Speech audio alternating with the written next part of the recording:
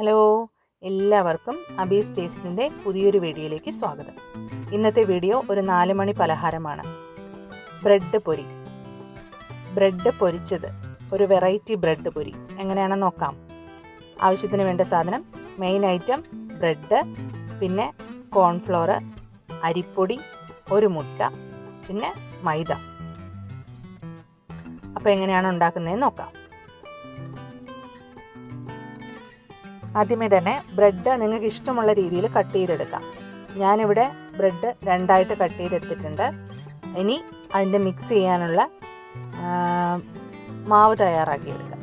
അതിനായിട്ട് മൈദ മാവ്, അതിലേക്ക് കോൺഫ്ലോർ 2 സ്പൂൺ കോൺഫ്ലോർ, പിന്നെ ഒരു 2 സ്പൂണോളം അരിപ്പൊടി, ഒരു ക്രിസ്പ്നെസ് കിട്ടാൻ വേണ്ടിയിട്ട് 2 സ്പൂണോളം അരിപ്പൊടി, പിന്നെ ഒരു മുട്ട ചേർത്ത് കൊടുക്കണം. മുട്ട ഉടച്ച് വെച്ചത് ചേർത്ത് മിക്സ് ചെയ്യാം. എല്ലാം കൂടെ മിക്സ് ചെയ്ത് ദോശമാവിൻ്റെ പരുവത്തിന് ആക്കിയെടുക്കണം. ഞാൻ 1 സ്പൂൺ ഉപ്പും 2 സ്പൂൺ പഞ്ചസാരയും ഇട്ട് കൊടുത്തിട്ടുണ്ട്. നല്ലവണ്ണം ദോശമാവിൻ്റെ പരുവത്തിന് ആക്കിയെടുക്കുക. കണ്ടില്ലേ, ഈ ഒരു രീതിയിൽ നമ്മൾ മാവ് കലക്കി എടുത്തിട്ടുണ്ട്. ഇനി അതിലേക്ക് ജസ്റ്റ് ഒരു കളറിന് വേണ്ടിയിട്ട് കുറച്ച് മഞ്ഞൾപ്പൊടി. കുട്ടികൾക്കൊക്കെ വളരെ ഇഷ്ടമാവും. നല്ല ടേസ്റ്റ് ആയിരുന്നു. വളരെ ടേസ്റ്റി ആയിട്ടുള്ള ബ്രെഡ് പൊരി, ഒരു വെറൈറ്റി ടേസ്റ്റാണ്. കണ്ടില്ലേ, ദോശമാവിൻ്റെ രീതിയിൽ കലക്കിയെടുക്കുക. ദോശമാവിൻ്റെ കട്ടി വരുന്നത് വരെ വെള്ളം ചേർത്ത് കൊടുക്കാം. ദോശമാവ് എത്ര കട്ടിയാണോ ആ രീതിക്ക് വെള്ളം ചേർത്ത് മിക്സ് ചെയ്യാം.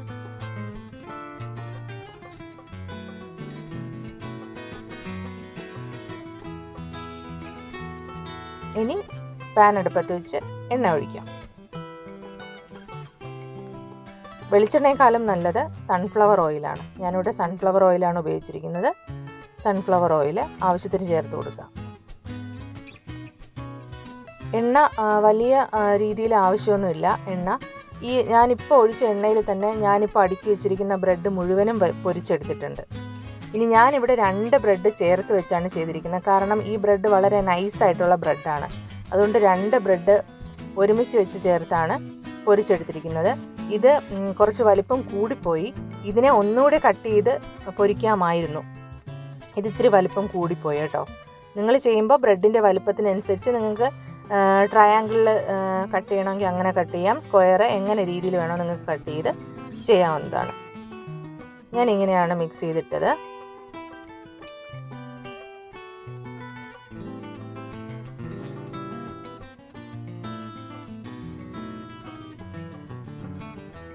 ബ്രെഡ് അധികം വേവേണ്ട ആവശ്യമില്ല. നമുക്ക് ഇതിൽ മെയിനായിട്ട് അതിൻ്റെ പുറത്തുള്ള മാവ് മാത്രം വെന്ത് കിട്ടേണ്ട ആവശ്യമേ ഉള്ളൂ. ഇനി ആ മാവ് നല്ല മൊരിഞ്ഞ് വരുമ്പോഴേക്കും നമുക്ക് എടുക്കാം. ഒരു റെഡിഷ് കളർ ആകുമ്പോഴേക്കും നമുക്ക് എടുക്കാം.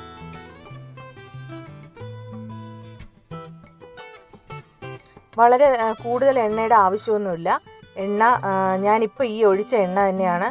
ഞാൻ ഏകദേശം ഇതുപോലെ ഒരു 10 എണ്ണം ഉണ്ടാക്കിയപ്പോഴേക്കും ആ എണ്ണ പിന്നെയും മിച്ചം ഉണ്ടായിരുന്നു. അധികം എണ്ണ മുങ്ങിക്കിടക്കുന്ന രീതിയിലൊന്നും ഒഴിക്കേണ്ട ആവശ്യമില്ല. കണ്ടില്ലേ, ഈ രീതിയിലാക്കി എടുക്കുക. ഈ കളർ ആകുമ്പോഴേക്കും നമുക്ക് എടുക്കാം. നിങ്ങളും ട്രൈ ചെയ്ത് നോക്കണം. വളരെ എളുപ്പത്തിൽ പെട്ടെന്ന് തയ്യാറാക്കി എടുക്കാവുന്ന ഒരു 4 മണി പലഹാരമാണ്. ചായയോടൊപ്പമൊക്കെ കുഞ്ഞുങ്ങൾക്ക് വളരെ ഇഷ്ടപ്പെടും. നിങ്ങൾ ഉണ്ടാക്കി നോക്കിയിട്ട് കമൻറ്റ് രേഖപ്പെടുത്തുക. ഇഷ്ടപ്പെട്ട ലൈക്ക് ചെയ്യുക, ഷെയർ ചെയ്യുക. സബ്സ്ക്രൈബ് ചെയ്യാത്തവർ ഒന്ന് സബ്സ്ക്രൈബ് ചെയ്ത് സപ്പോർട്ട് ചെയ്യുക. Thank you.